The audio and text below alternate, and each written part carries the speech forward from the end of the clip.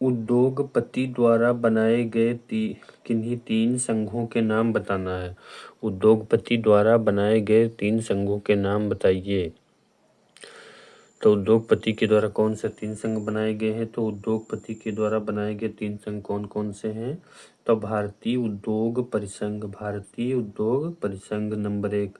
फिर दूसरा नंबर है भारतीय उद्योग वाणिज्य एवं उद्योग महासंघ, भारतीय उद्योग वाणिज्य, भारतीय उद्योग वाणिज्य एवं उद्योग महासंघ। फिर वस्त्र अनुसंधान संघ, वस्त्र अनुसंधान संघ, वस्त्र अनुसंधान संघ है। और भारतीय उद्योग वाणिज्य संघ है। और भारतीय उद्योग परिसंघ है, भारतीय उद्योग परिसंघ है। और भारतीय उद्योग वाणिज्य और उद्योग महासंघ है तथा वस्त्र अनुसंधान संघ है।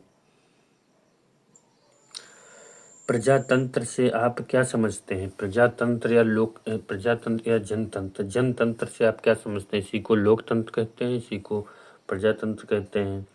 तो जनतंत्र को अंग्रेजी में डेमोक्रेसी कहा जाता है। क्या कहा जाता है अंग्रेजी में? तो डेमोक्रेसी कहते हैं। किसको? जनतंत्र को। जनतंत्र मतलब लोकतंत्र।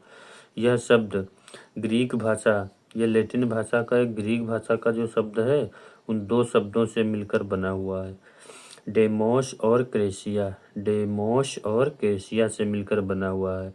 डेमोस का अर्थ होता है, जिसका अर्थ है कि जनता, तथा क्रेसिया का अर्थ होता है शासन या फिर शक्ति या सत्ता से होता है। इस प्रकार इसका शाब्दिक अर्थ होता है जनता का शासन। किसका शासन? तो जनता का शासन। राजनीतिक दल से आप क्या समझते हैं? इसकी परिभाषा बताइए। तो राजनीतिक दल से क्या से है? तो राजनीतिक दल किसे कहते हैं? तो जब कुछ व्यक्तियों का समूह, जब कुछ व्यक्ति इकट्ठा होते हैं तथा चुनाव लड़ते हैं, इनका एक उद्देश्य होता है, सरकार बनाते हैं, तो इसी को ही राजनीतिक दल कहते हैं। इसे लोकतंत्र का प्राण कहा जाता है राजनीतिक दल को।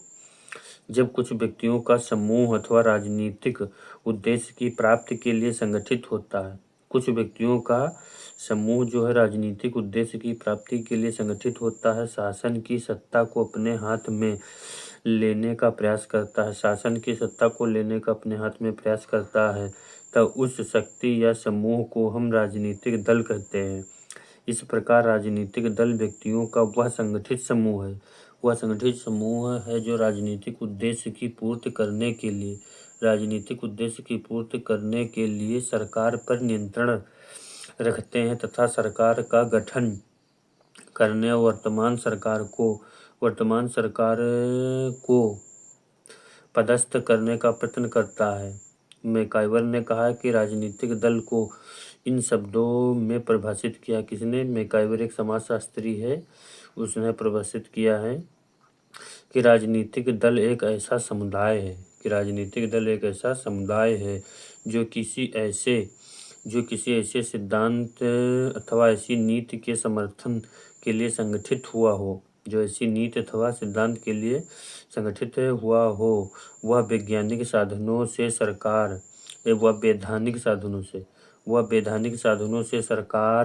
का आधार बनाना चाहता हो।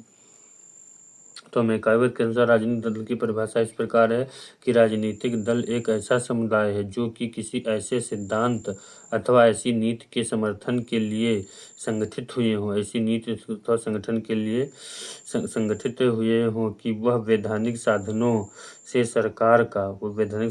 सरकार का आधार बनाना चाहता हो। स्पष्ट कीजिए, राजनीतिक दल ही सरकार का गठन करते हैं। कि स्पष्ट करना है कि राजनीतिक दल ही सरकार का गठन करते हैं। स्पष्ट कीजिए। तो राजनीतिक दल का एक महत्वपूर्ण कार्य सरकार का गठन करना है। किसका गठन करना है? तो सरकार का गठन करना है। निर्वाचन में जो दल बहुमत प्राप्त करता है वह सत्तारूढ़ दल कहलाता है। बहुमत प्राप्त करता है वह सत्तारूढ़ दल कहलाता है और अन्य दल विरोधी दल कहलाते हैं। जो जीत जाते हैं उन्हें सत्तारूढ़ कहते हैं, जो अन्य दल हैं वो विरोधी दल कहलाते हैं। ये विरोधी दल सरकार की अनुचित नीतियों की आलोचना करके सरकार को लोकहित का कार्य करने के लिए विवश करते हैं। इस प्रकार स्पष्ट है कि लोकतांत्रिक मूल्य की रक्षा के लिए राजनीतिक दल का संगठन होना आवश्यक है। राजनीतिक दल के अभाव में सरकार का गठन असंभव है, क्योंकि राजनीतिक दल ही लोकतंत्र के क्या हैं, तब प्राण हैं। क्या हैं? तो राजनीतिक दल लोकतंत्र के प्राण हैं। राजनीतिक दल राष्ट्रीय नीति का निर्धारण करते हैं। कैसे? जो राजनीतिक दल हैं वो राष्ट्रीय नीति का निर्माण करते हैं। किस प्रकार से? तब प्रत्येक राजनीतिक दल अपनी एक विशिष्ट राष्ट्रीय नीति का प्रतिपादन करता है।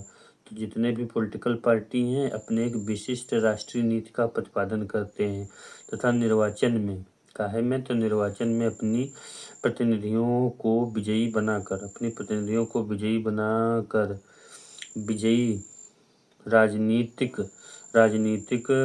दल राष्ट्रीय नीति का निर्धारण करते हैं और नीति को क्रियान्वित करते हैं। स्पष्ट कीजिए कि राजनीतिक दल ही सरकार को निरंकुश होने से बचाते हैं। क्या करते हैं? बचाते हैं। कौन? राजनीतिक दल। क्या होने से? निरंकुश होने से। निरंकुश का अर्थ क्या होता है? जिस पर कोई अंकुश न लगे, अर्थात स्वतंत्र, कोई बंधन न लगे। स्पष्ट कीजिए, राजनीतिक दल ही सरकार को निरंकुश होने से बचाते हैं। निर्वाचन में विजयी दल सरकार का गठन करता है। विजयी दल क्या करता है? सरकार का गठन करता है। अन्य दल संगठित होकर सरकार के अनुचित कार्यों की आलोचना करते हैं और आलोचना के भय से सत्तारूढ़ दल की निरंकुशता पर रोक लगती है। इसलिए कहा जाता है कि राजनीतिक दल के कारण नागरिकों को दलीय अत्याचारों से मुक्ति मिलती है। दबाव समूह अथवा हित समूह से आप क्या समझते हैं? तो दबाव समूह अथवा हित समूह से आप क्या समझते हैं? तो समाज में कुछ संगठित समूह अपने अपने हितों की सुरक्षा के लिए शासन पर ऐसे कानून को पारित करने और ऐसी नीति का अनुसरण करने के लिए दबाव डालते हैं जिससे समूह अपने अपने हितों की रक्षा कर सके। और ऐसे ही गुटों को राजनीति शास्त्र में दबाव समूह अथवा हित समूह के नाम से जाना जाता है। तो दबाव समूह क्या है? तो हित समूह को ही दबाव समूह कहा जाता है। तो समाज में कुछ संगठित समूह अपने अपने हितों की सुरक्षा के लिए सरकार शासन पर कानून को पारित करने के लिए कुछ नीतियों का सरकार पर कुछ दबाव डालते हैं। कुछ नीतियों का अनुसरण करने के लिए इस पर दबाव डालते हैं और इन समूह अपने अपने हितों की रक्षा कर सकें। ऐसे ही जो अपने हितों की रक्षा करते हैं तो राजनीति शास्त्र में दबाव समूह अथवा हित समूह कहा जाता है।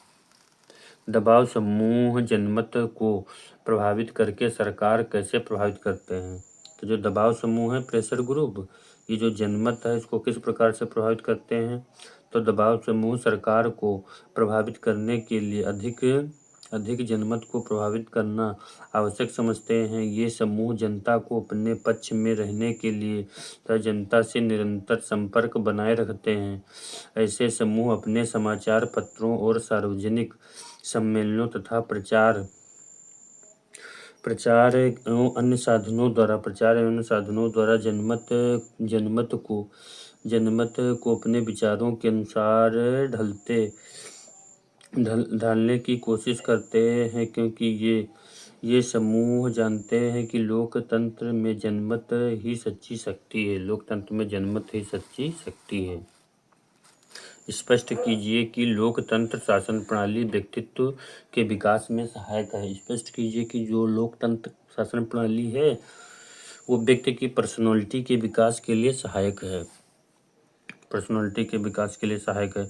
तो लोकतांत्रिक शासन प्रणाली में प्रत्येक नागरिक को उसकी योग्यता और क्षमता के अनुसार कार्य करने का अवसर प्रदान होता है। एत में यह शासन प्रणाली नागरिकों को अपने व्यक्तित्व के विकास करने का अच्छा अवसर प्रदान करती है।